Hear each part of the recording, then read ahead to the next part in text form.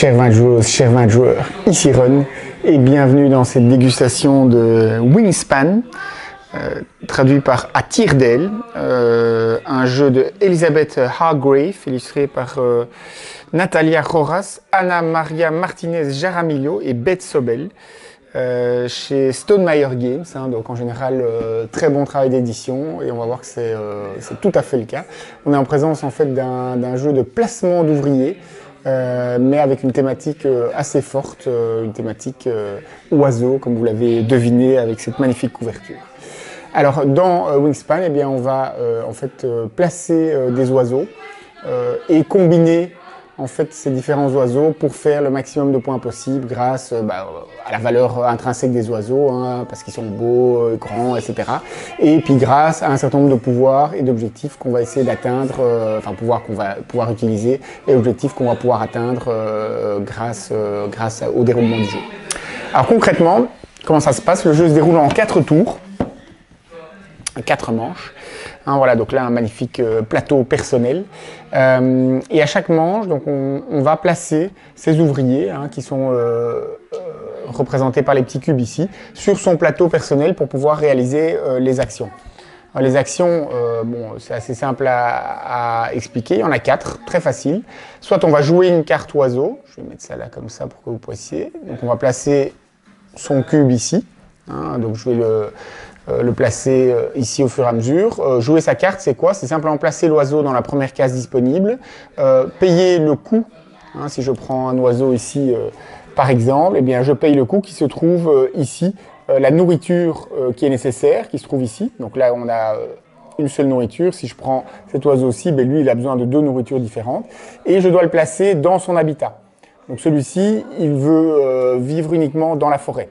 Alors que d'autres, comme celui qui est placé ici, bien, il peut vivre dans la forêt ou dans la plaine. Et on a le milieu marécageux ou maritime.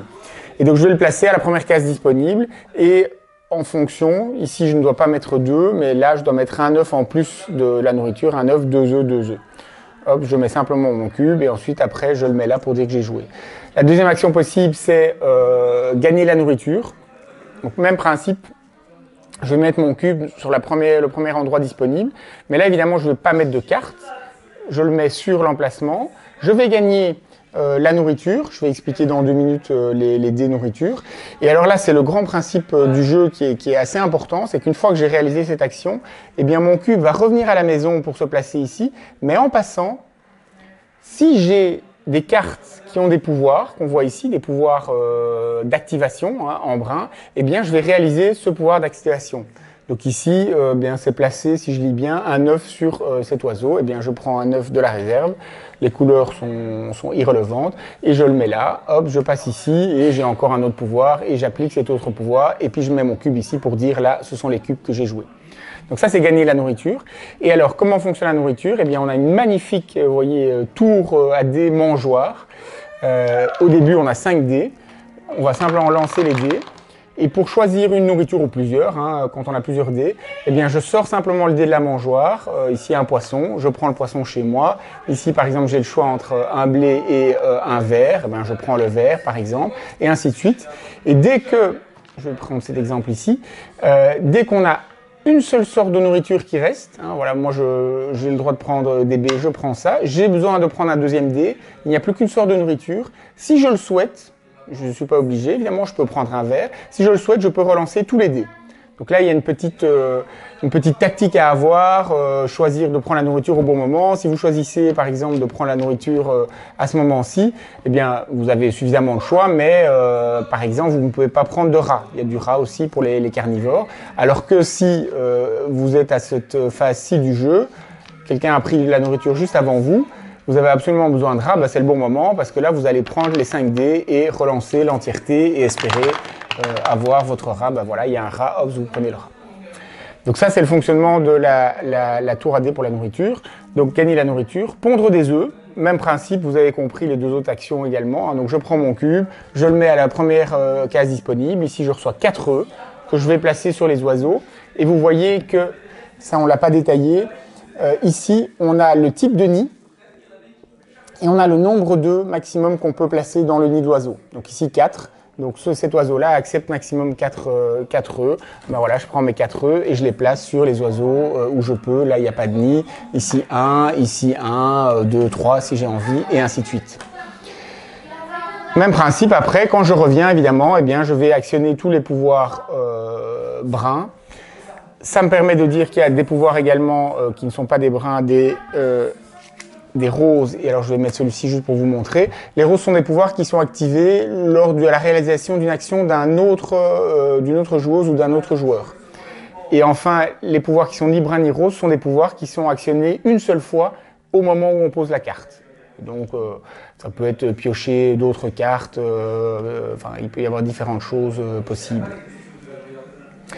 Et la dernière action représente la possibilité de piocher des cartes oiseaux.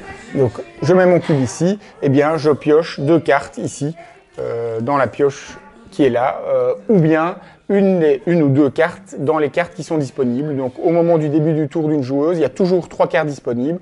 Si je me dis ah celle-là j'en ai besoin, je la prends. Ma deuxième je la prends ici, et avant le tour de la joueuse ou du joueur suivant, eh bien on repioche une carte et on en met 3 disponibles. Vous avez vu, je ne l'ai pas signalé, mais que dans certaines cases, on peut, en utilisant une ressource, ici un œuf, eh bien, je peux piocher une carte supplémentaire. Ici, dans la case piocher la nourriture, en dépensant une carte, je peux piocher une nourriture supplémentaire. Donc ça sont les actions. On commence avec 8 cubes au départ pour le premier tour. Et à la fin de chaque première manche, il y a 4 manches, à la fin de chaque manche, eh bien, je vais placer un des cubes ici dans l'objectif de majorité. L'objectif de majorité, c'est quoi? C'est très simple. Eh bien, on a mis au départ, vous voyez, 4 tuiles objectifs. À savoir, il y en a 8 et elles sont recto verso, donc ce qui assure quand même une belle variabilité déjà en termes d'objectifs. Et ici, eh bien, le joueur qui est celui qui a le plus de cartes vivant dans un milieu aquatique va placer son cube ici sur la première place, et à la fin de la partie il aura 4 points. Le deuxième ici 1 point, et les 3 derniers n'en avaient pas ou étaient derrière 0 point. Et ainsi de suite à la fin de chaque manche. Hein, ici c'est celui qui a le plus d'œufs sur des oiseaux qui se trouvent dans le milieu de la plaine, et ainsi de suite. Et à la fin, eh bien, on va comptabiliser tous ces points en question avec d'autres points. Donc 4 manches comme ça, sachant qu'à chaque manche, eh bien, on a un cube, je dis bien, donc une action en moins. Et à la fin de la partie, eh bien, on va additionner les points ici des manches. On va additionner les points, je ne l'ai pas mentionné, non, elles sont ici, pardon. Au début, on reçoit 2 cartes objectif final ou des cartes bonus.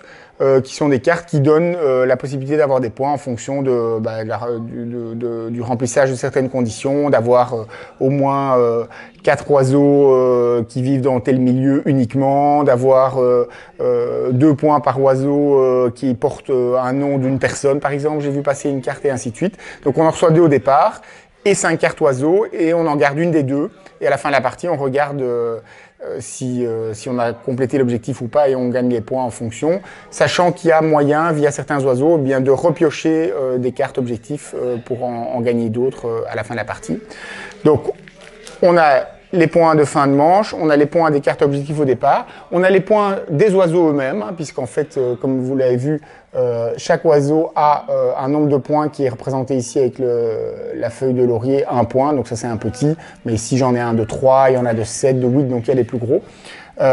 Et last but not least, on va également additionner un point, enfin ajouter 1 point par œuf sur ces oiseaux, 1 point par carte oiseau qui a été en fait mangé par un rapace, puisque vous voyez qu'il y a des rapaces, le faucon pèlerin, eh bien, son pouvoir brun, c'est en fait de mettre une carte en dessous chaque fois qu'on repasse avec le cube. Et 1 point, last but not least, on n'en a pas ici, mais j'en prends une pour vous montrer. Certaines cartes permettent de mettre de la nourriture chaque fois de nouveau qu'on repasse avec son cube ici, ben, c'est un blé en plus. Bien, pour chaque nourriture, c'est également 1 point à la fin de la partie.